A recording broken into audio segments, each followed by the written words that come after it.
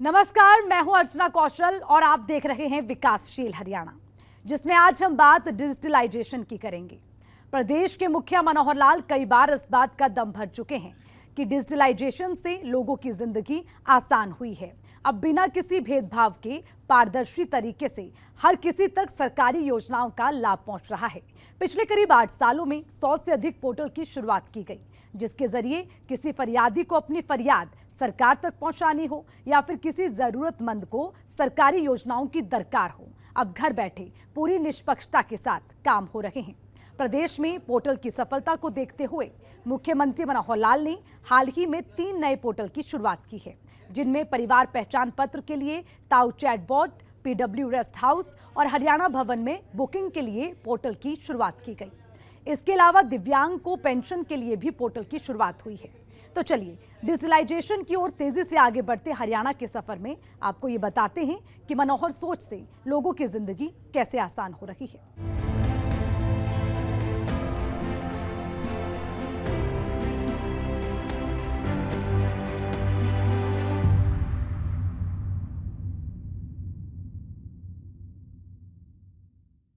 मुख्यमंत्री मनोहर लाल ने प्रदेशवासियों को 3 नए पोर्टल की सौगात दी। इस मौके पर मनोहर लाल ने कहा कि हमारी सोच लोगों की जिंदगी आसान बनाना है। परिवार पहचान पत्र में आ रही खामियों को दूर करने के लिए विभाग की ओर से ताऊ से पूछो चैटबॉट पोर्टल लॉन्च किया गया। दावा यह भी है कि इसकी शुरुआत से परिवार पहचान पत्र से जुड़ी किसी भी सवाल का जवाब आपको आसानी से मिलेगा। इसी पर देखिए हमारी खास रिपोर्ट। देश और दुनिया डिजिटलाइजेशन के फायदे भली भांति जानता है। पहले जिस छोटे बड़े काम के लिए विभागों के कई दिनों तक चक्कर काटने पड़ते थे, अब वही काम ऐप के जरिए घर बैठे मिनट और सेकंड में हो रहे हैं। यहाँ ये कहना गलत होगा कि अगर आपके हाथ में मोबाइल है तो पूरी दुनिया आपकी मुट्ठी में है। और इसी सोच के साथ मुख्यमंत्री मनोहर लाल प्रदेश में तेजी से डिजिटलाइजेशन को बढ़ावा दे रहे हैं। आए दिन नए पोर्टल की शुरुआत कर रहे हैं ताकि घर बैठे आसानी से लोगों का काम हो सके।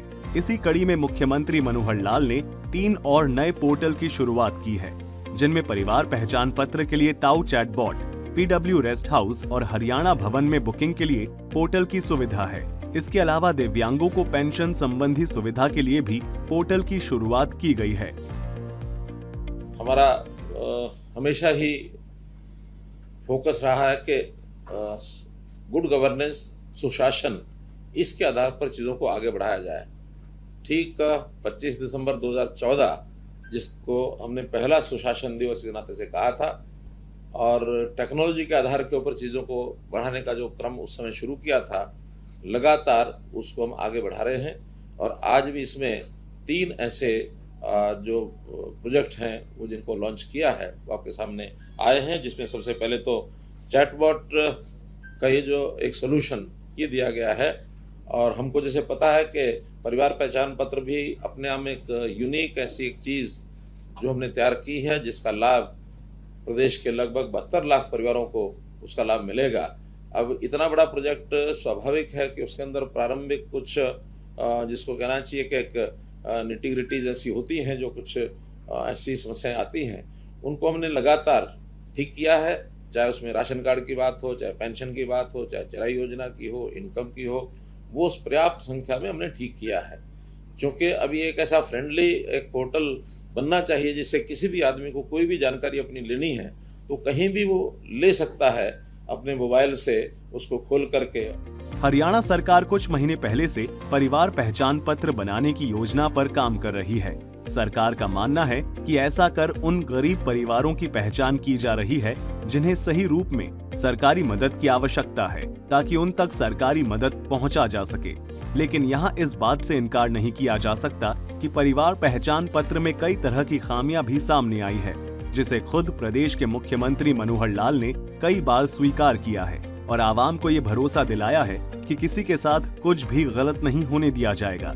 मुख्यमंत्री मनोहर लाल ने इस दिशा में अपने कदम आगे बढ़ाते हुए ताऊ से पूछो चैटबॉट की शुरुआत की है। इस चैटबॉट के जरिए आप परिवार पहचान पत्र से जुड़ी कोई जानकारी 24 घंटे ले सकते हैं। चैटबॉट का ये जो एक सोल्यूशन ये दिया गया है, और हमको जैसे पता है कि परिवार पहचान पत्र भी अपने आप में एक यूनिक ऐसी एक चीज़ जो हमने तैयार की है, जिसका लाभ प्रदेश के लगभग 72 लाख परिवारों को उसका लाभ मिलेगा। अब इतना बड़ा प्रोजेक्ट स्वाभाविक है कि उसके अंदर प्रारंभिक कुछ जिसको कहना चाहिए कि एक निटी-ग्रिटीज ऐसी होती हैं, जो कुछ ऐसी समस्याएं आती हैं, उनको हमने लगातार ठीक किया है। चाहे उसमें राशन कार्ड की बात हो, चाहे पेंशन की बात हो, चाहे चराई योजना की हो, इनकम की हो, वो पर्याप्त संख्या में हमने ठीक किया है। क्योंकि अभी एक ऐसा फ्रेंडली एक पोर्टल बनना चाहिए जिससे किसी भी आदमी को कोई भी जानकारी अपनी लेनी है तो कहीं भी वो ले सकता है अपने मोबाइल से, उसको खोल करके, और चैटबॉट का जैसे एक सिस्टम होता है, जान ले और पहचानने के बाद उसका उत्तर वहाँ से मिले।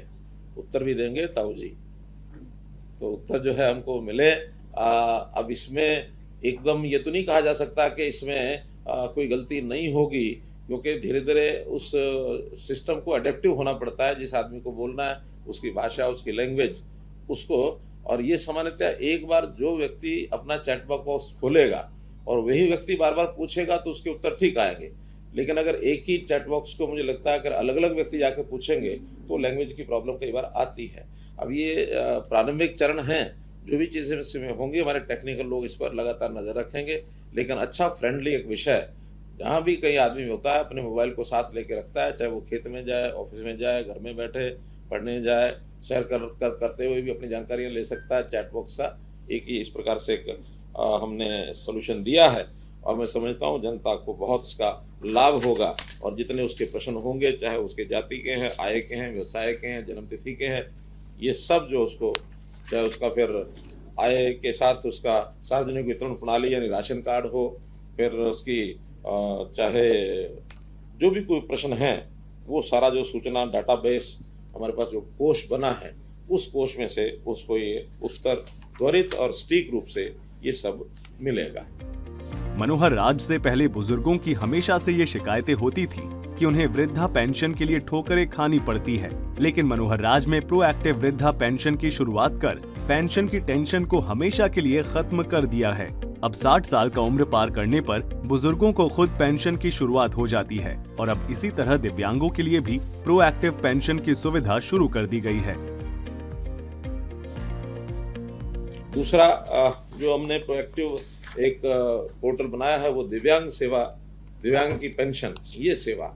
और इस सेवा में अभी तक दिव्यांग को पेंशन बनाने में काफ़ी कठिनाई आती थी। आयु के हिसाब से तो 60 वर्ष की आयु एक गणना के हिसाब से ऑटोमेटिकली व्यक्ति की गणना हो जाती है, लेकिन इसमें शर्त है कि 60% उसका दिव्यांग का सर्टिफिकेट होना चाहिए। जैसे ही 60% दिव्यांगता का सर्टिफिकेट डॉक्टर से वो प्राप्त करेगा, उसको अपलोड करेगा, अपलोड करते ही प्रोएक्टिवली उसकी पेंशन जो है वो घर बैठे बनेगी। इसमें कहीं किसी प्रकार की कठिनाई नहीं आएगी। प्रदेश की मनोहर सरकार आवाम को निष्पक्ष और पारदर्शी शासन देने का भरोसा देती है, जिसकी झलक कई बार सरकार के फैसलों में देखने को मिलती है। पीडब्ल्यूडी रेस्ट हाउस को लेकर मुख्यमंत्री मनोहर लाल ने एक बड़ा निर्णय लिया है। अब कोई भी व्यक्ति पोर्टल के जरिए रेस्ट हाउस बुक करवा सकता है। और जो तीसरा एक पोर्टल है वो हमारे यानी जो जितने भी रेस्ट हाउसेज हैं, चाहे वो दिल्ली का हरियाणा भवन है, चाहे फिर हमारा गुड़गांव का पीडब्ल्यूडी रेस्ट हाउस है, या पंचकुला का पीडब्ल्यूडी रेस्ट हाउस है, और जितने हरियाणा के लगभग ये 45 के आसपास रेस्ट हाउसेज हैं। इसमें शिमला का बेनमोरबी है, मसूरी का रेस्ट हाउस वो भी इसमें जोड़ा है। मेरे ख्याल प्रदेश के बाहर के तो 2 ही है इसमें। तो उन सबको जोड़ करके, और जो भी व्यक्ति बुकिंग करना चाहता है उसमें जिनकी एंटाइटलमेंट है, अधिकारी हैं या राजनीतिक जो लोग हैं, विधायक, सांसद, पूर्व विधायक, पूर्व सांसद, वो सब कर ही सकते हैं, अधिकारी भी कर सकते हैं। इसमें पत्रकारों को भी जिनको उसकी एंटाइटलमेंट होगी वो भी उसमें अपनी बुकिंग हिसाब से कर सकेंगे। बुकिंग प्राइवेट लोग भी कर सकेंगे, लेकिन उसका एक सिस्टम बनाया है कि 15 दिन पहले उसके लिए प्राइवेट बुकिंग के लिए जो कमरे निर्धारित किए गए हैं उतने वो कर सकते हैं। 15 दिन से 7 दिन जब रह जाएंगे तो उन कमरों की संख्या और बढ़ा दी जाएगी। यदि वो आधे कमरे उनके लिए हैं, आधे कमरे जो एंटाइटल लोग हैं उनके लिए। लेकिन एंटाइटल लोग अगर बुकिंग नहीं कर पाते हैं, फिर भी कमरे बचते हैं, तो और कमरे फिर 7 दिन तक उसको 75% कमरे बुकिंग करने का भी एक सिस्टम बनाया है। हरियाणा निवास में, क्योंकि हरियाणा भवन में 20 कमरे ऐसे आखिर तक हम निश्चित करके रखेंगे, क्योंकि वहाँ सामान्य अधिकारियों को अपनी मीटिंग्स होती हैं, विधायक हैं, मंत्री हैं, उनको जाना होता है, तो 20 कमरे आखिर तक उनके लिए उपलब्ध रहेंगे कि वो जाकर के कर सके। प्राइवेट आदमियों के लिए भी जो चार्जेस हैं वो जो सामान्यतः होटल के चार्जेस है उससे कम रखे हैं। सबसे ज़्यादा इसमें दिल्ली के हरियाणा भवन के 2000 रुपया रखा है, गुरुग्राम का 1000 रुपया रखा है, गुरुग्राम का 1500 रुपया है, पंचकुला का 1000 रुपया है, और ऐसे ही बैनमोर और मसूरी उसमें जो वीआईपी सूट भी एक वहाँ है, तो वीआईपी सूट भी बुकिंग करा सकेंगे। बाकी जगह पर वीआईपी सूट नहीं करा पाएंगे, लेकिन वहाँ वीआईपी सूट, क्योंकि हमारे में से कोई जाना बहुत किसी का होता भी नहीं है, तो उसको भी कोई कराना चाहता है तो 3000 रुपये पर डे के हिसाब से उसको वीआईपी करा सकते हैं। और सामान्य कमरे जो हैं वो 2000 जैसा दिल्ली का रेट है, वो उनके लिए 2000 रुपये रहेगा। आवाम के हित में पोर्टल की शुरुआत करते हुए मुख्यमंत्री मनोहर लाल ने एक बार फिर माना कि अगर इसमें कोई खामियां आती हैं तो उसे दूर किया जाएगा। ब्यूरो रिपोर्ट, सूर्या समाचार। हरियाणा में पोर्टल को लेकर बीजेपी सरकार हमेशा से विपक्ष के निशाने पर रखी, जिसके जवाब में मुख्यमंत्री मनोहर लाल का कहना है कि विपक्ष का काम सिर्फ आरोप लगाना है, हमारा काम आवाम के हित में काम करना है और जो भी आवाम के भले के लिए होगा हम करते रहेंगे। ये दौर डिजिटलाइजेशन का है और अगर इसके महत्व को समय रहते नहीं समझा गया तो विकास की रफ्तार में हरियाणा कहीं पीछे छूट जाएगा। हालांकि विपक्ष को इसमें भी अपनी राजनीति सूझ रही है। बीजेपी को पोर्टल की सरकार बताने पर मुख्यमंत्री मनोहर लाल ने कहा कि विपक्ष के पास कोई और काम नहीं बचा है, लिहाजा अपनी राजनीति चमकाने के लिए लोगों को भड़काने का काम किया जा रहा है। परिवार पहचान पत्र की जो बात है उसमें निश्चित रूप से एक बात यहाँ जरूर जोड़ना चाहूंगा कि हमने इसको परिवार पहचान पत्र कहा तो हमारे विपक्ष के मित्रों ने कहा कि ये परिवार परेशान पत्र है। वास्तव में ये उनके लिए तो परेशान पत्र इसलिए है कि अब उनके परिवार के पास काम ही नहीं बचा है कोई, क्योंकि काम तो सब ऑनलाइन होने लग गए, पोर्टल पर होने लग गए, तो परेशान है कब काम करें क्या। जितने काम हमने कर दिए है पिछले 8-9 साल के अंदर, अब समस्या ये है कि उनको उसका कुछ सूझता नहीं है कि जनता को इतने लाभ मिल रहे हैं, तो हम जनता को किस तरीके से कोशिश करते हैं, तरह तरह से कुछ ना कुछ बहकाना, भड़काना और उनको उकसाना, ये सब करते हैं, लेकिन वो इससे परेशान बहुत हैं। हम जहाँ तक कहते हैं कि ये एक ऐसा सिस्टम है जिससे सुनिश्चितता हो गई है आम नागरिक को, खास करके गरीब नागरिक को, तो हम इसका नाम अगर दूसरा नाम देते हैं तो वो है protection of poor people, permanent protection of poor people. तो ये है परिवार पहचान पत्र का असली अगर अर्थ लेना चाहेंगे तो हम कहीं बताएंगे। तो इसलिए ये परेशानियां उनको आती हैं कि उनको अगर पूछा जाए कि कोई एक पोर्टल आपने जनता हित में कभी खोला है क्या, तो मैं देख रहा था कि ग्राम दर्शन पोर्टल जिसकी जो एक्सेस है हमने सभी विधायकों को दी है, तो किसी विधायक ने 50 बार, किसी ने 60 बार, किसी ने 100 बार ऐसे खोले हुए हैं, और हमारे नेता प्रतिपक्ष भूपेंद्र सिंह हुड्डा ने उस पोर्टल को पिछले 3 साल में मात्र 2 बार खोला है। तो जो अपनी जनता की डिमांड्स को उसमें रिकमेंड करने के लिए इतने लापरवाह हैं, तो उनको पोर्टल से तो परेशानी होनी ही होनी है। मुख्यमंत्री मनोहर लाल ने पोर्टल का महत्व समझाते हुए बताया कि कैसे हरियाणा में पोर्टल की शुरुआत से गरीब लोगों की जिंदगी आसान हुई है। अब घर बैठे बिना पर्ची खर्ची के सभी का काम हो रहा है।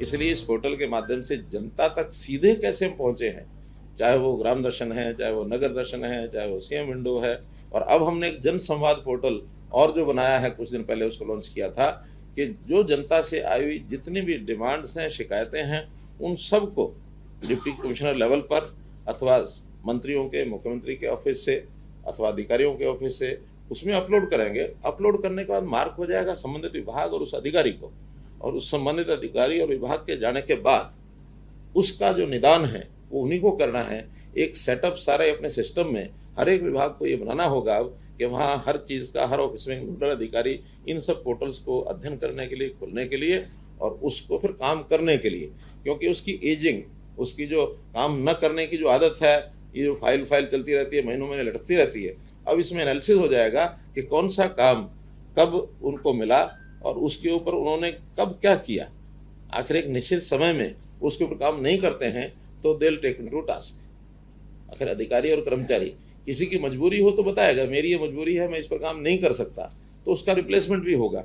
लेकिन हर चीज़ ऑनलाइन है तो उसको उसका काम करके और up to the satisfaction of the last person जिसने वो ग्रीवेंसेस डाली हैं उसमें, उस तक सेटिस्फेक्शन हो। हाँ, काम करने का अगर लगता है कि काम हो ही नहीं सकता, ये भी जानकारी उस व्यक्ति को मिलनी चाहिए। कई बार कोर्ट केस होते हैं, कई बार विवाद कोई ऐसा होता है कि जिसके अंदर उसका अधिकार बनता ही नहीं है, तो ये जो सारी प्रक्रिया में से एक फाइनल उत्तर उसको मिलना चाहिए।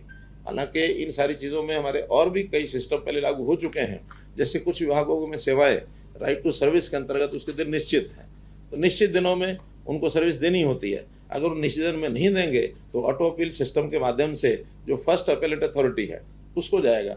30 दिन वो भी नहीं करता तो अगले नेक्स्ट सेकंड अपेलेंट अथॉरिटी को जाएगा। 30 दिन वो भी नहीं करते हैं तो राइट टू सर्विस कमीशन के पास चला जाएगा, और कमीशन उसमें संबंधित अधिकारी के खिलाफ कोई जो उनको उचित लगता है उसके खिलाफ कार्रवाई भी वो करते हैं। ये अच्छी बात है कि 7 लाख के लगभग फर्स्ट अपेलेंट अथॉरिटी को जो अपील्स गई वो कमीशन पर जाते जाते शायद 2,500 या 3,000 रह गई, बाकी फर्स्ट अपेलेंट में और सेकंड अपेलेंट में ये सब वहीं कंप्लीट होकर लोगों को लाभ इसका मिला है। मनोहर लाल का दावा है कि उनके कार्यकाल में सभी वर्गों का समान विकास हो रहा है। किसानों को भरोसा दिलाते हुए मुख्यमंत्री मनोहर लाल ने कहा कि जिन किसान भाइयों की फसल बर्बाद हुई है उन्हें चिंता करने की कोई जरूरत नहीं है। मई महीने में सभी को मुआवजा राशि मिल जाएगी। मनोहर लाल ने कहा कि हरियाणा देश का पहला राज्य है जहां फसल खरीद का भुगतान 48 से 72 घंटों में किसानों के खाते में दिया गया है। 15 अप्रैल तक 41.22 लाख मीट्रिक टन गेहूं की आवक हुई है, जिसमें 32.47 टन गेहूं सरकारी एजेंसी ने खरीदा है। वहीं 1,94,000 टन सरसों की आवक हुई है, जिसमें से 1.38 लाख टन सरसों की खरीद हैफेड ने की है। ऐसे ही एक विषय जो करंट है वो है फसल खराबे का। अब चूंकि ये कोई पूर्व में इसकी जानकारी भी नहीं होती और ये कोई किसी व्यक्ति के हाथ में भी नहीं है, एक नेचुरल एक जिस प्रकार का संकट आता है, कब वर्षा आ जाए, कब इसमें कोई मौसम खराब हो जाए, और इस बार तो मौसम का इस प्रकार की स्थिति बनी रही कि फसल पकने के बाद कटाई शुरू हो गई फसल की, और मार्च के बाद अप्रैल में अभी 2 दिन भी पिछले वर्षा के निकले हैं। कई बार तो फसल निकली हुई होती है, मंडी में पहुंची हुई होती है, उसकी भी सुरक्षा करनी पड़ती है। फिर भी किसान का जो नुकसान है उस नुकसान में उसकी सहायता के लिए सरकार हमेशा तैयार है। हालांकि ये बात भी ठीक है कि अब प्रधानमंत्री फसल बीमा योजना में बहुत से किसानों ने अपना बीमा कराया है और धीरे धीरे ये ट्रेंड बढ़ रहा है। अब लोगों को पता लगता है कि वहाँ बीमा कराएंगे तो आसानी से वो सारी चीज़ें, उसका सर्वे भी हो जाता है, उसका नुकसान भी समय पर तय हो जाता है। कहीं कठिनाई आती है तो फिर सरकार इंटरवीन करना होता है, वो करते हैं। जिन्होंने बीमा नहीं कराया है उसको सरकार जो है कंपनसेशन उसके रेट्स हैं वो हम देते हैं। अब चूँकि देरी से हुआ है तो इसमें असेसमेंट में थोड़ी कठिनाई आई है, फिर भी स्पेशल गिरदावरी का काम उसको हमने 30 अप्रैल तक 30 अप्रैल तक का टाइम दिया है कि उसका सारी की गिरदावरी, क्योंकि गिरदावरी 30 अप्रैल तक फसल तो कट चुकी है, लेकिन उसमें सैंपल बेसिस लेकर के और उसका एनालिसिस करना, और वो एनालिसिस करके कितना खराबा हुआ है तो 30 अप्रैल तक असेसमेंट पूरी करके तब तक फसलें काफ़ी मंडी में भी आ चुकी होंगी, तो मंडी की प्रोक्योरमेंट के हिसाब से भी उसको एक तुलनात्मक अध्ययन किया जाएगा। अभी तक जानकारी ये है कि गेहूं का नुकसान बहुत बड़ा जितना सोचा जा रहा था उतना नहीं है। 10%, 15%, 20% मोटे तौर पर काफ़ी जिलों में इतना ही है। 25% तक तो कंपनसेशन जो है वो किसान को ही हम कहते हैं वो अपना उसमें यानी क्लेम की अपेक्षा ना करे। 25% से ऊपर होता है तो फिर क्लेम उसको दिया जाता है। मंडी में 41 लाख मीट्रिक टन गेहूं ये अभी तक जो है आ चुकी है, जिसमें से 32.5 लाख मीट्रिक टन ये सरकारी एजेंसियों ने खरीद कर ली है, और अभी ये 9 लाख जिसको कहना चाहिए शेष है, लेकिन वो तो रोटेशन में जैसे रहती है उतना ही है। मंडी का उठान की एक समस्या थी, वो हमने डीसीज को लिख दिया है कि जहाँ कहीं समस्या ठेकेदारों से आ रही है वहाँ वो अपने हाथ में लेकर के, और जो भी कोई अलग प्रबंध जैसे पहले भी करते रहे हैं, आड़तियों से बात करके, और आड़तियों के अगर ट्रक होते हैं तो उनके लेंगे, और बाहर से भी लेना है तो उनके एक सिक्योरिटी ले करके और उनको ट्रकों को उसी रेट पर जो रेट जो है देखिए वो रिलैक्सेशन, क्योंकि सेंटर ने उसमें एक कट लगाया था, लेकिन हमने घोषणा कर दी थी उसी समय कि जो भी पैसा है, नमी की छूट नहीं है उसमें, केवल उसका लस्टर लॉस और उसका जो दाना जो है बारीक दाना कटा हुआ, क्या बोलते हैं उसको, ब्रोकन, ब्रोकर और शेयरहोल्डर जो दाना होता है उसका जो परसेंटेज है उसमें जो पैसा अगर उनका कटेगा तो स्टेट गवर्नमेंट जो है उसको कंपनसेट करेगी, किसान से वो नहीं लिया जाएगा। लेकिन नमी में छूट देना संभव इसलिए नहीं है, नमी की छूट दें तो फिर गीला अगर खरीदा गया और वो पैक हो गया, उसकी पाइज लग गई तो फिर उसको कोई संभालता नहीं। वहीं बुजुर्गों को मिलने वाले पेंशन और युवाओं के रोजगार पर मुख्यमंत्री मनोहर लाल ने एक आंकड़ा साझा करते हुए कहा कि साल 2004 से 14 के बीच 10 साल में महज 80,000 नौकरी दी गई, जबकि हमारे शासन के 8.5 साल में करीब 1.02 लाख नौकरी दी गई है। इतना ही नहीं, अगले 6 महीने में 60,000 और नौकरियां दी जाएंगी। वहीं बुढ़ापा पेंशन का जिक्र करते हुए मनोहर लाल ने कहा कि साल 2014 तक 21.82 लाख लोगों को बुढ़ापा पेंशन मिलती थी, जबकि मौजूदा वक्त में 30.78 लाख लोगों को बुढ़ापा पेंशन मिल रहा है। यानी 2014 तक पेंशन पर सालाना 2,618 करोड़ रुपए खर्च होते थे, जबकि मौजूदा समय में 10,157 करोड़ रुपए खर्च हो रहे हैं। एक चीज जो लगातार हमारे मित्र समय समय पर कहते हैं, हालांकि बहुत चीज़ों में दम नहीं है, लेकिन कुछ बातें जो हमको स्पष्ट करनी जरूरी होती हैं तो उसकी जानकारी भी उनको देनी होती है। जैसे सरकारी नौकरियों का विषय आता है, सरकारी नौकरियों में अभी तक आंकड़े सब आपके सामने भी हम बार बार बताते हैं, फिर बता रहा हूँ कि उन्होंने 10 साल के कार्यकाल में सरकारी नौकरियां कुल 80,000 के आसपास दी थी, 80,000 81,000 10 साल में पूरे। हमने अभी तक 8.5 साल में 1,02,000 नौकरियां हम दे चुके हैं, और विद इन नेक्स्ट 6 मंथ्स, जिसमें ग्रुप सी की और ग्रुप डी की ये, और उसके अलावा जो अध्यापक हैं पीजीटी वगैरह, और पुलिस की भी 5,000 उसमें, तो सब मिला करके 60,000 के आसपास नौकरियां और हम 6 महीने में दे देंगे। यानी 9 साल में हो जाएंगी। इनकी 80 जो है वो 10 साल की हैं, तो डबल संख्या हमारे 9 साल में हो जाएगी। 10वां साल जब शुरू होगा उसका जो अलग से आवश्यकता होगी वो हम करेंगे। तो एक आंकड़ा ही आपको मैं इसको अभी मैं कह नहीं सकता, क्योंकि लास्ट ईयर में कितनी रिक्वेशन आती है वो तो डिपार्टमेंट्स के ऊपर निर्भर करता है कितनी वो देते हैं। हाँ, लेकिन HKRN की सब जोड़ लेंगे तो ये 2 लाख से ऊपर हो जाएगी, क्योंकि HKRN की भर्ती को हम उस प्रकार की भर्ती नहीं मानते। वो आवश्यकता के हिसाब से जितने समय की डिमांड होती है उतने समय के लिए ही उनको लगाया जाता है।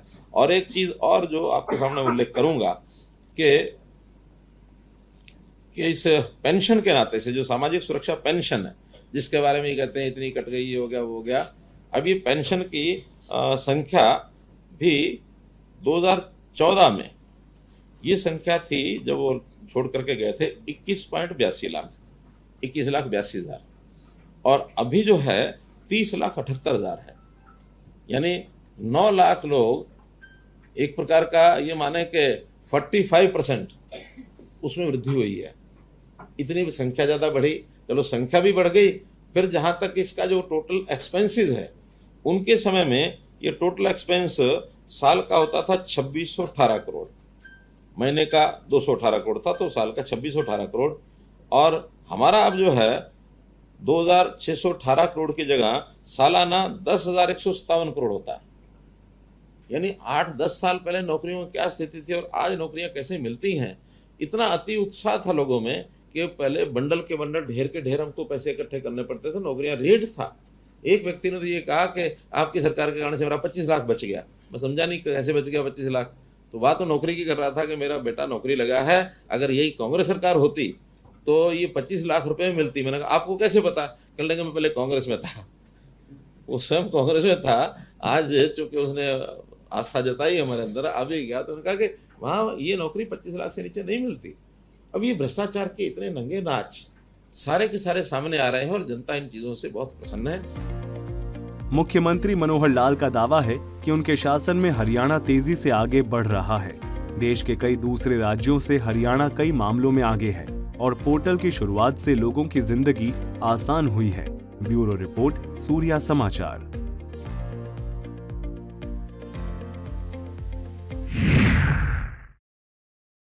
रुकावटें आती हैं सफलता की राह में, ये कौन नहीं जानता। फिर वो मंजिल पा ही लेता है जो ईमानदारी से चलता है। मुख्यमंत्री मनोहर लाल पर यह बात बिल्कुल सटीक बैठती है। पिछले 8.5 सालों में सरकार की ओर से कई कदम उठाए गए, जिसमें कठिनाइयां आईं, लेकिन जीत मनोहर सोच को मिली। हमारे साथ फिलहाल के लिए इतना ही। मुझे दीजिए इजाजत। नमस्कार।